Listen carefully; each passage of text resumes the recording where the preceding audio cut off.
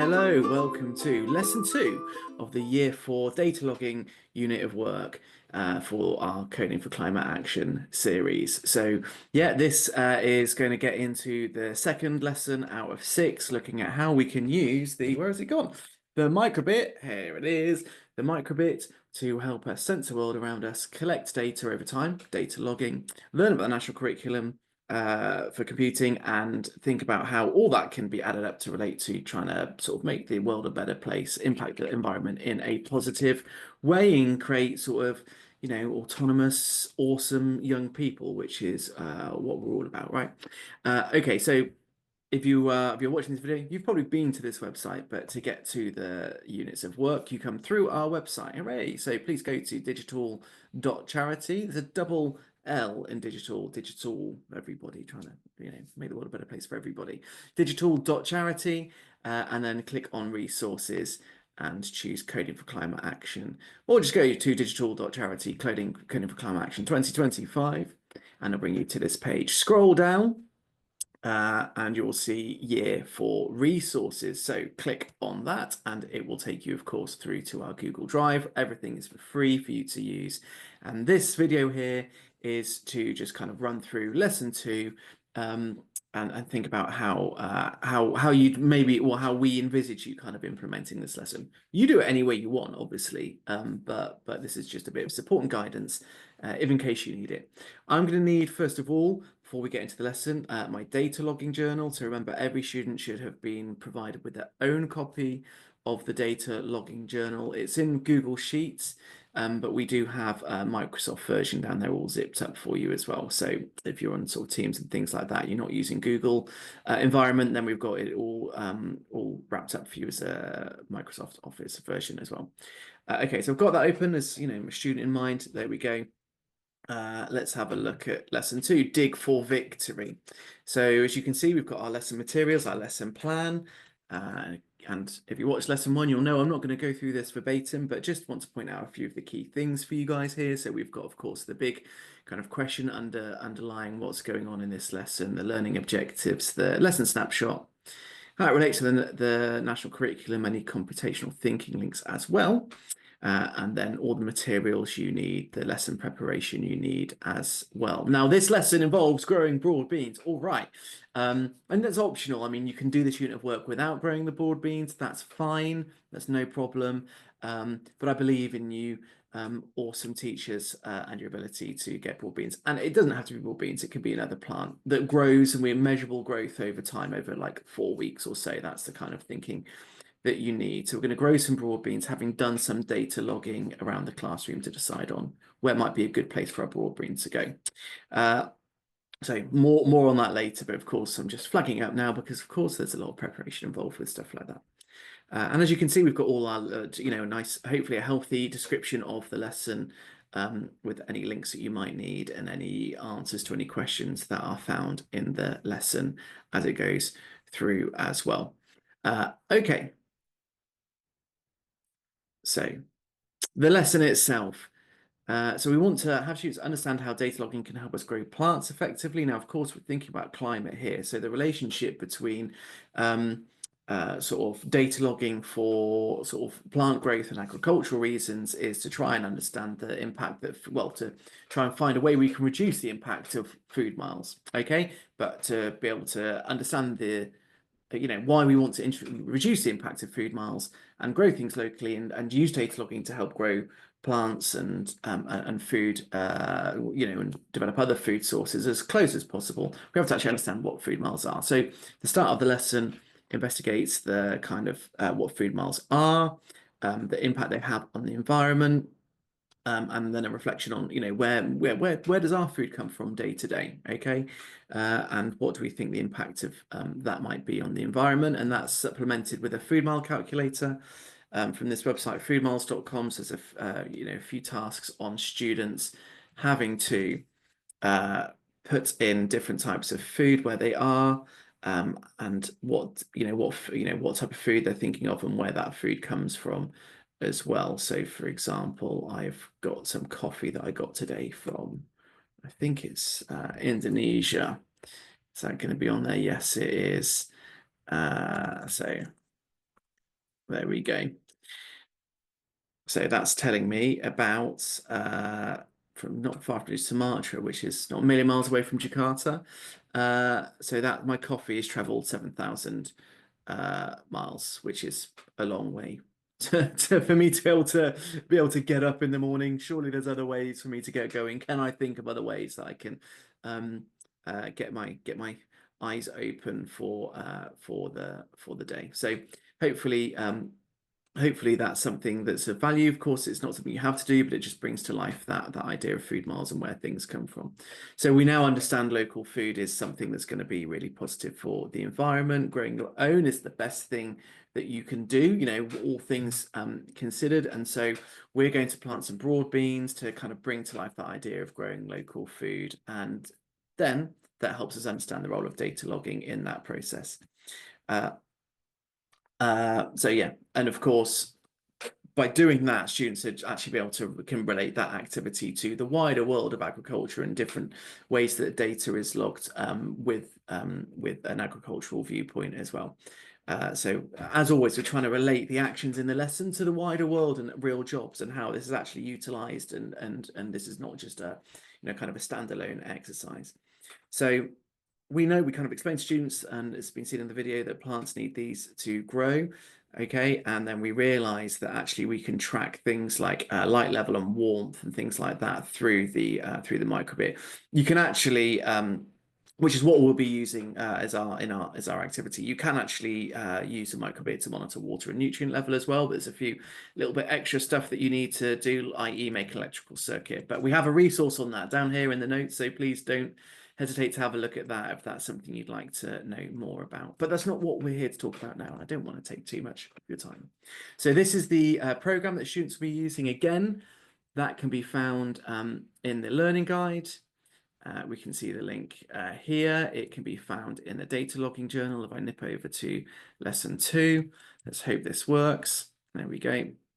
So that will bring up the data logging script here. So again, we've got all the code written for the students. We wouldn't expect a year 4 in particular student to be able to compose this code themselves. But what we can do is work through some of the code here and try and bring together an understanding of what the overall kind of objective of the code is. So for example, what is happening when we press button A? That's our input, remember. What are the outputs as a result of pressing button A? Well, we can actually work it through like a sentence almost. When I press button A, the microbit will clear the screen. It will show a number that is the light level. It will pause for 100 milliseconds, and then it will show a heart icon. And I'd really encourage you to work through, turn these blocks of code into sentences. It's a really neat way for students to start to just be able to understand what the code is, but also be really kind of accurate with what the code is doing. Get them to make sure they've said every little bit of, every word that's in front and every word here into a sentence, and that will have brought it to life. Okay, so we can use this code, and I've got it on my microbit right here. We can use this code. If I press button A, we can see that the light level is, I missed it, I looked away. The light level is 170. There we go. And if I press B, the temperature is 20 degrees. There we go. Fantastic. So we can see that that's reporting that back. That's cool. So I can just walk around and do that and find like warm places and light, places with, lots of light. So that's the idea here really, is that students can use the microbit to find somewhere that's warm and has a lot of light, right? We want both of those things to give our broad beans the best start in life. Okay. But if we have a look back at the lesson plan, once students have been, well, the kind of the premise of the lesson is that students will download this code, understand it, download this code, and then find a good spot in the room, and you might have some pre-selected spaces in the room for students to kind of use, because obviously we can't have a board being like just on the floor in the middle of the classroom, right? So we need some certain areas, but we can direct them to certain areas and just do an overall investigation of the classroom.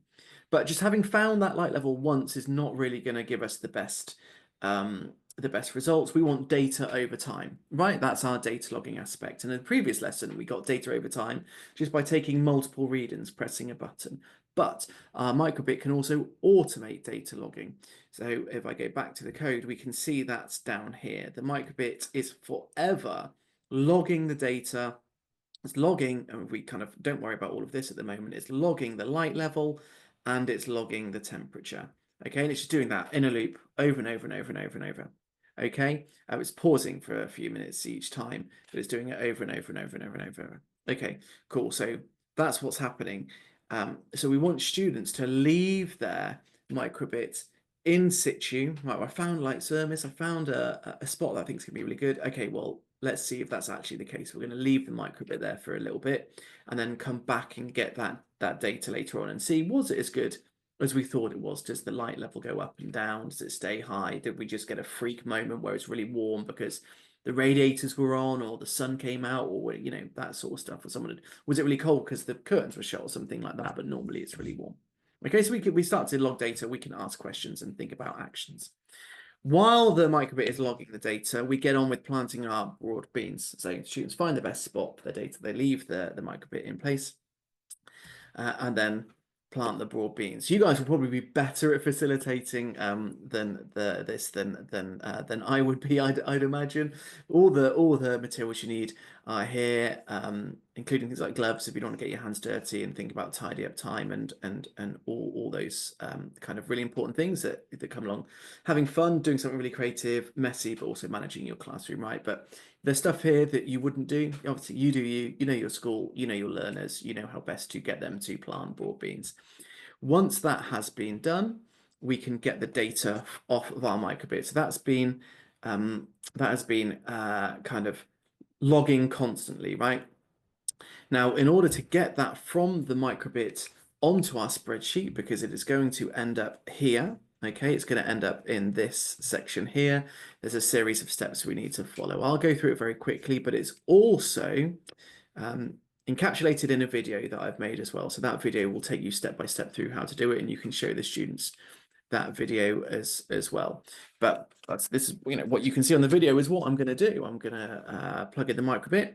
It will, now you can't see the pop-ups, but it will open up a file called My Data. It will open up the kind of the folder with all the microbit data in, and then there is a file called My Data.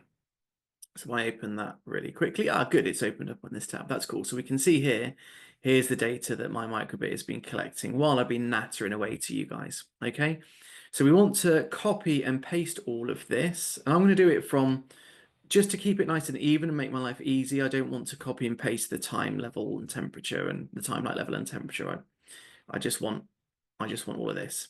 Okay, so I'm going to just highlight, copy and paste. And of course, you might need to work through students how to copy and paste. It's of course a bit of a forgotten art for some people. I'm going to copy and paste this and then click on the top left on cell A5, the top left kind of basically under the word time, and then paste that in. And I'm on view only. Well, that's really annoying. So of course you need to download and have your own versions of these. Now, if I open this up in a different thing, then I will have access to it. So that is what I'm going to do. If you've downloaded your own version, then you'll be able to open this up. If I just open it up in my actual account.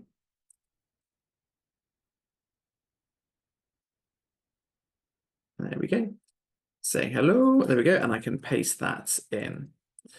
Of course, I need to have not got the. There we go. Hopefully that made sense. There we go. So we've got all of the data there, so we can see that actually, okay, I've got really good light reading initially, but it's actually gone up. So that's cool. Where I left it is good. Something must have gone wrong. That's not cool. But it wasn't as, if we have a kind of look across here, kind of it's averaging out about that 150 level, even though we have some ups and downs. Unfortunately, the temperature is kind of constant the whole time. It's at that 2019 level. So we know that's a good temperature. The light level goes up. We have a few little wobbles. So there we go. Start to pick apart and analyze that bit of that kind of data that we're receiving. Okay, and then students can answer the actual questions that come with this. What's the highest light level? What's our light level and temperature compared with other people in the class? What are our predictions going to be about how well our plant grows compared to maybe other people's plants when we start realizing what the data is across the whole classroom? Cool. So there we go. That's in the that's a very different data we can see there in the example I've got. So there we go. Having learned that data, we then kind of let students know that we're going to be tracking bean growth over the year. Sorry, not over the year, over the next 4 lessons. So each lesson, students will measure their beans just by themselves, not using the microbit, just a ruler, the old-fashioned way. And then at the start of every lesson, we will say what we think what the broad bean growth is. So let's say my broad bean has grown 1 centimeter. Let's be positive, 2 centimeters, because I had nice light levels and nice temperature. 2 centimeters in the first week. So by next time, I'd pop a 2 in there at the start of my lesson. And there we go. Cool. And this actually tells you what your average light and temperature is from the lesson 2. And you can get into that with students or not. It's up to you. And over obviously the 4 lessons, we would have these different. We can see how that will populate over time, but I'll show you that again in the next lesson or the next video. Cool. Wrap up the lesson, having hopefully got students to understand the relationship between food miles, data logging, growing something close to you, and having a positive impact on the environment. Thanks so much for your time. Really appreciate you watching the video, and hopefully I'll see you or you'll see me for lesson 3.